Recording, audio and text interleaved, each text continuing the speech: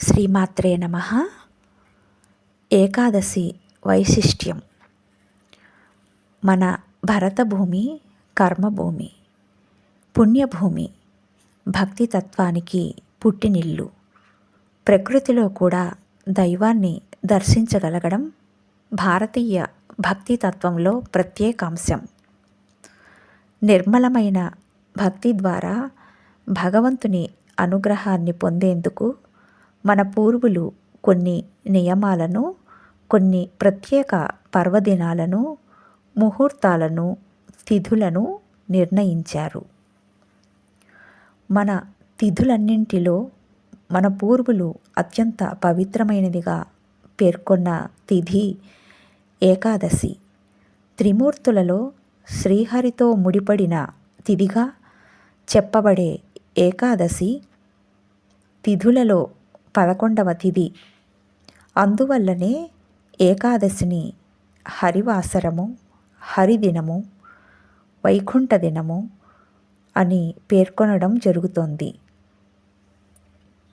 మన పంచాంగంలో నెలకు 2 ఏకాదశులు చొప్పున సంవత్సరానికి 24 ఏకాదశులు వస్తాయి. ఏకాదశి ఆవిర్భావం. ఏకాదశి ఆవిర్భావాన్ని గురించి మన పురాణాలలో అనేక కథలు, సంఘటనలు గోచరిస్తాయి. ఈ కథల్లో ఏకాదశి ఆవిర్భావాన్ని, మహాత్మ్యాన్ని వివరించే శ్రీ పద్మపురాణంలోని కథ ముఖ్యమైనది. ఓసారి పార్వతీదేవి ఏకాదశి వ్రతాన్ని గురించి వివరించమని శివుని వేడగా శివుడు ప్రసన్నుడై ఏకాదశి వైశిష్ట్యాన్ని పార్వతీదేవికి వివరించినట్లు పద్మపురాణం పేర్కొంటోంది.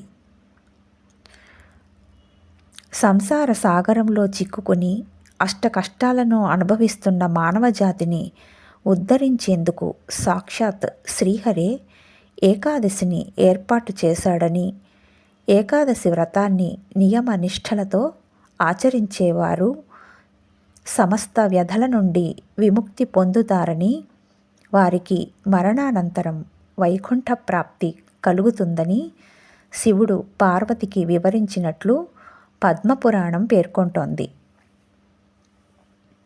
ఈ కథ ప్రకారం ఏకాదశి సృష్టికి ముందే శ్రీహరి ఓ పాప పురుషుడిని సృష్టించాడు.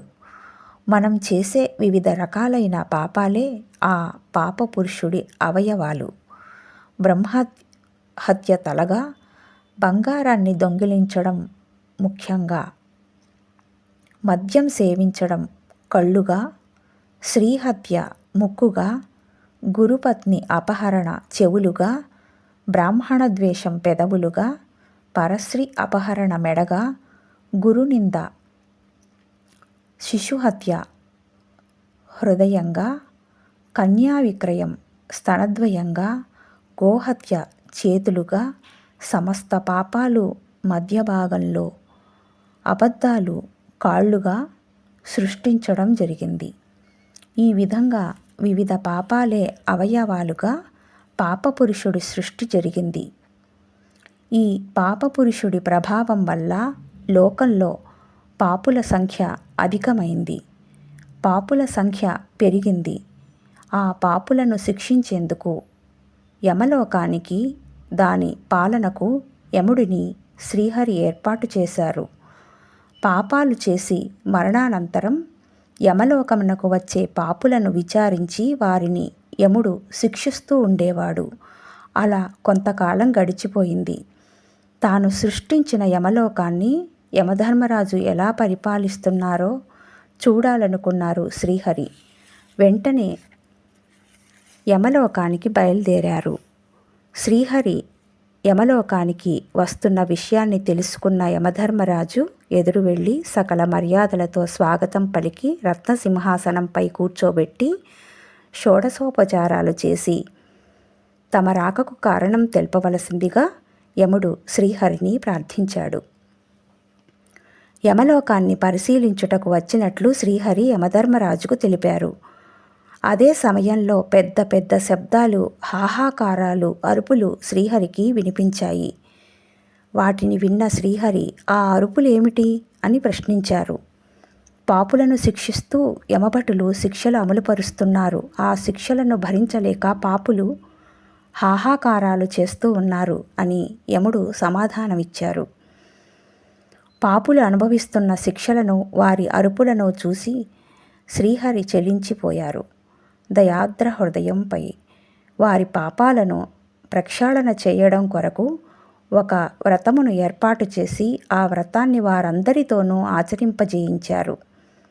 ఈ వ్రతమును ఆచరించడం వల్ల వారి పాపాలు నశించాయి. ఫలితంగా వారందరికీ స్వర్గం లభించింది.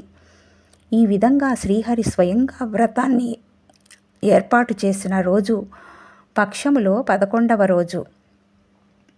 అందువలనే ఈ రోజుకు ఏకాదశి అని పేరు వచ్చింది. శ్రీహరి ఈ విధంగా ఏకాదశి వ్రతాన్ని ప్రవేశపెట్టడం, దాని ప్రభావాన్ని చూసి భయపడిన పాపపురుషుడు శ్రీహరి పాదములపై పడి, మరి నాకేమి దిక్కు, నేనెక్కడికి పోవలెను? ఏకాదశి వల్ల నేను బ్రతకలేకున్నాను, నాకు ఏదైనా దారి చూపించండి అంటూ ప్రాధేయపడ్డాడు. అందుకు శ్రీహరి, నీవు ఏకాదశి నాడు అన్నమునందు దాగి ఉండుము, అలా అయిన నీకు ప్రమాదం ఉండదు.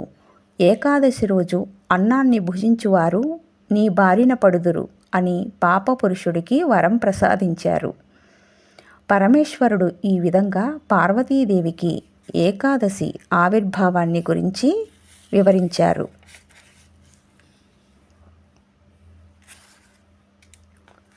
ఏకాదశి నాడు ఉదయాన్నే లేచి కాలకృత్యాలు, నిత్యకర్మలు పూర్తి చేసుకుని విష్ణు మందిరానికి వెళ్ళి తాను వ్రతమును ఆచరించుటకు నిర్ణయించుకున్నట్లు, ఆ వ్రతం నిర్విఘ్నంగా కొనసాగునట్లు చూడవలసిందిగా శ్రీహరిని ప్రార్థించవలెను.